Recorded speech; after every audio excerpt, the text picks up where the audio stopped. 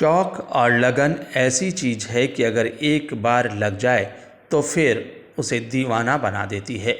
और एक अज़ब गज़ब दुनिया है और इसके अंदाज़ और इसके रिवाज भी निराले हैं। इसी अज़ब गज़ब दुनिया और शौक़ की बात करें तो रवि कपूर का नाम सबसे ऊपर आता है।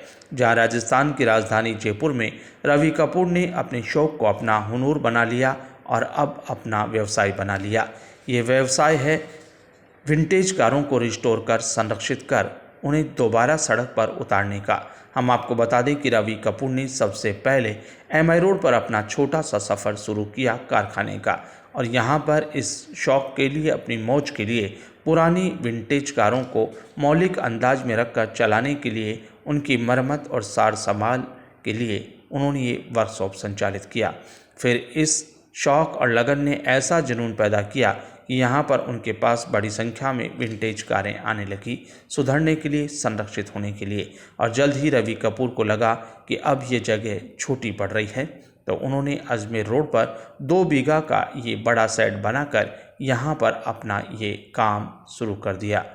दूर तक फैला ये शेड इस बात की गवाही देता है कि रवि कपूर का शौक़ अब पूरे परचम पर था। यहाँ कपूर विंटेज कार के नाम से इन्होंने एक प्रोफेशनल वर्कशॉप शुरू किया, जिसमें केवल विंटेज कारों को रिस्टोर करने का काम होता है।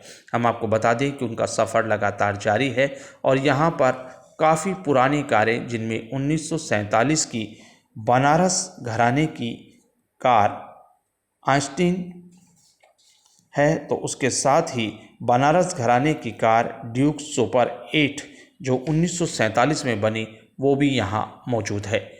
इसका अपना अलग इतिहास है। यहाँ जवाहरलाल नेहरू से लेकर इंदिरा गांधी और कई बड़ी विदेशी हस्तियों ने इसमें सवारी की है। इसके साथ ही यहाँ पर 1936 में बनी डॉज भी मौजूद है। 1951 में डॉज को तत्कालीन commander in chief general Cariappa की गाड़ी थी, जिसे नौसेना ने यहाँ वर्कशॉप में दी है। इसके साथ ही 1934 की ही गाड़ी एक और मौजूद है, 1907, जो पिछले 60 साल से पुणे की लेडी प्रभा नेने उसे लगातार चला रही है। तो 1938 में नाभा स्टेट की पकार्ड भी यहाँ मौजूद है। तो ये आइटम ऐसा है जो बर्थ प्लेस से, डेट ऑफ बर्थ से ही चैलेंजेस से शुरू होता है। इसमें स्मूथ सीलिंग कहीं पर भी और कभी भी नहीं हुई। इस प्रोफेशन में ये है। मैंने पहली गाड़ी जब खरीदी थी, जब मेरा पहला संतान पैदा हुई थी, ये बात है 1966 की, और तब से ये गाड़ियों का शौक़ जो है वो मेरे को कंटिन्यूसली चल रहा है। पहले हॉबी के रूप में था, फिर थोड़ा प्रोफेशन के रूप में हो गया, पैशन के रूप में भी हो गया, और अब एक ऐसी चीज़ हो गई है कि मैं मेरे बेटे को, जो दुबई में 18 साल से थे, उनको भी इसी लाइन में जोड़ दिया, और मेरा पोता जो अमेरिका में पढ़ रहा था, वो भी अपनी पढ़ाई करके आ गया।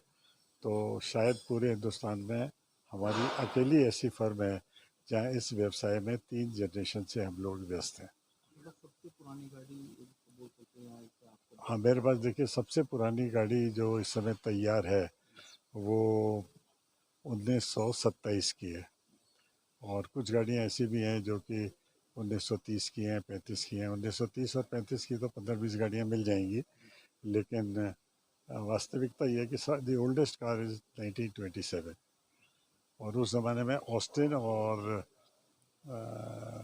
मॉरिस, ये 2 ब्रांड्स ऐसे थे जो अंग्रेज़ों के ज़माने में इंग्लैंड में बनते थे, और क्योंकि हिंदुस्तान अधीन था अंग्रेज़ों के, तो छोटी गाड़ियों में इंग्लैंड ने ये इंश्योर कर लिया था कि उन्हीं की गाड़ियाँ जो हैं वो भारत में आएँ। तो ये सिलसिला था उनका। लेकिन जैसे जैसे टाइम आगे बढ़ता गया और बड़ी गाड़ियों की रिक्वायरमेंट देश में होती रही, तब जो है अमेरिका से, कनाडा से और बड़ी गाड़ियाँ आनी शुरू हो गई, जैसे डॉज है, प्लिमथ है, शेवरलेट है। एक टाइम था जब वर्ल्ड में जितनी भी रॉयल्स रॉयस बनती थी, उनके 25% जो है वो इंडिया में राजा महाराजा के बिक जाती थी। तो इंडिया का मार्केट, जहाँ तक ऑटोमोबाइल का सवाल है, पुरानी गाड़ियों का, ये शुरू से ही बहुत तेज रहा है, राजा महाराजाओं की वजह से या उनके ज़माने की वजह से।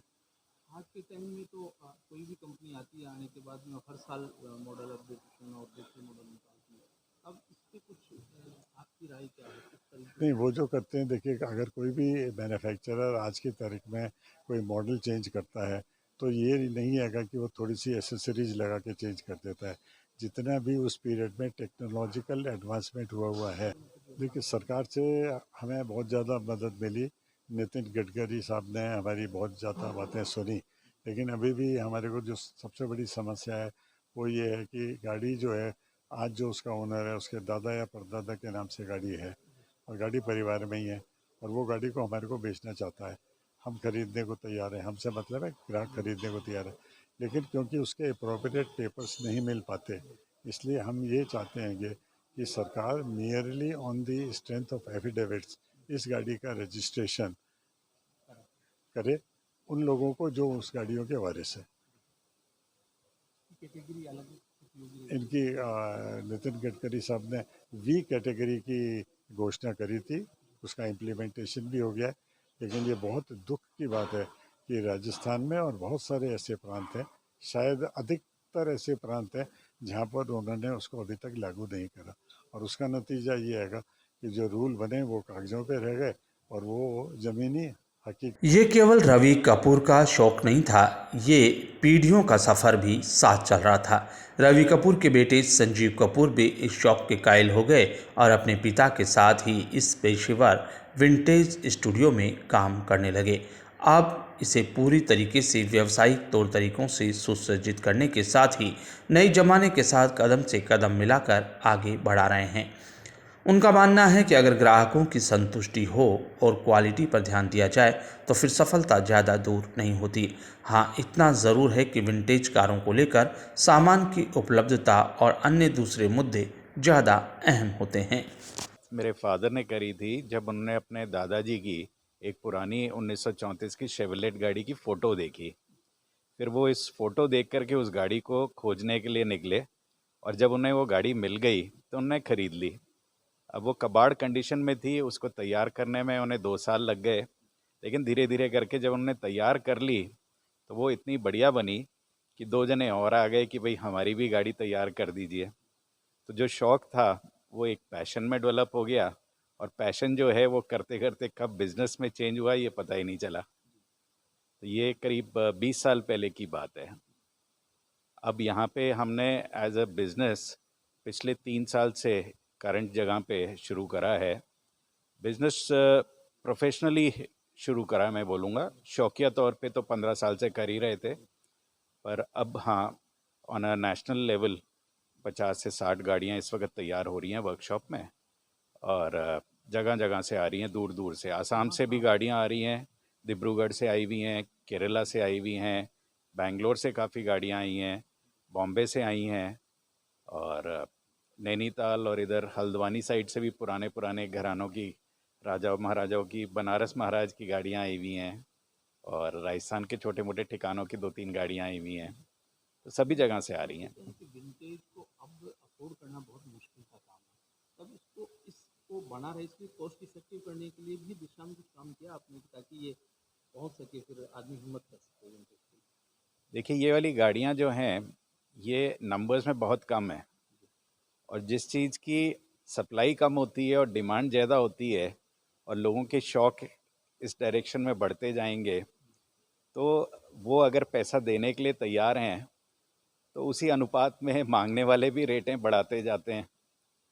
तो अब ये तो डिमांड और सप्लाई की बात है, और कौन कितने पैसे अपने शौक़ के लिए खर्च करना चाहता है। इसको कैसे, इसका जो अवेलेबिलिटी ऑफ पार्ट्स और ये सारी, तो सबसे बड़ी प्रॉब्लम तो वही है कि इनके लिए पार्ट्स, इनकी अवेलेबिलिटी, तो उसके लिए क्या? गाड़ी को तैयार करने के लिए पार्ट्स ही सबसे बड़ी प्रॉब्लम है। टाइम लगता है पुराने पार्ट्स ढूंढने में। कभी कभी यहाँ लोकली मिल जाते हैं, और अगर लोकली नहीं मिलते हैं तो बाहर से मंगाने पड़ते हैं, क्योंकि ये सारी विंटेज कार्स उस ज़माने की हैं जब हिंदुस्तान में कोई डेवलपमेंट नहीं था, कोई मैन्युफैक्चरर नहीं था। तो अधिकतर गाड़ियाँ जो हैं, जो 50 से 70-80 साल पुरानी, 100 साल पुरानी भी आई हैं, वो बाहर से आती हैं। तो वहाँ से ही पार्ट्स फिर ढूंढ ढूंढ के मंगाते हैं। देखिए, ये तो जैसे जैसे लोगों का शौक़ बढ़ते जाएगा, नंबर ऑफ़ लोग इस लाइन में और आएंगे, स्पेशली नई जनरेशन, उनको काफ़ी इंटरेस्ट देखा गया है कि इन दिनों में बढ़ा है। तो आने वाले टाइम में इनकी डिमांड भी रहेगी, लेकिन हाँ, नई पीढ़ी जो है इसमें कुछ चेंजेस भी मांगने लग गई है। जैसे कि आजकल के ज़माने के इंजन्स मांगने लग गए हैं। पुराने इंजन इतने बढ़िया नहीं होते थे। कुछ फ्यूजन किया है आप लोगों ने? हमने एक इलेक्ट्रिक कन्वर्जन करा है पुरानी गाड़ी में, उसमें इलेक्ट्रिक इंजन लगा करके दिया है, और वो फर्स्ट टाइम था जो हमने ऐसा मॉडिफिकेशन करा है as a test run. Vintage कारों के शौक से शुरू हुआ इस सफ़र अब पूरी तरीके से व्यावसायिक गतिविधि बन चुका और इस शौक ने अपने साथ 3 पीढ़ियों के सफ़र को भी देखा। रवि कपूर के पोते और संजीव कपूर के बेटे शंवर कपूर भी अपने निराले शौक को व्यवसाय में तब्दील कर पूरे तरीके से प्रोफेशनल लुक में ले आए इस वर्कशॉप को, और यही कारण है कि वे इसे अंतर्राष्ट्रीय मापदंडों के अनुसार चलाना चाहते हैं और इस वर्कशॉप में उनके निर्देशन में एक अलग पहचान बनाई है। लेकिन इसे यूं कहें कि 3 पीढ़ियों के अनुभव का सामंजस्य इस वर्कशॉप को कुछ निराला अंदाज दे रहा है तो अतिशयोक्ति नहीं होगी।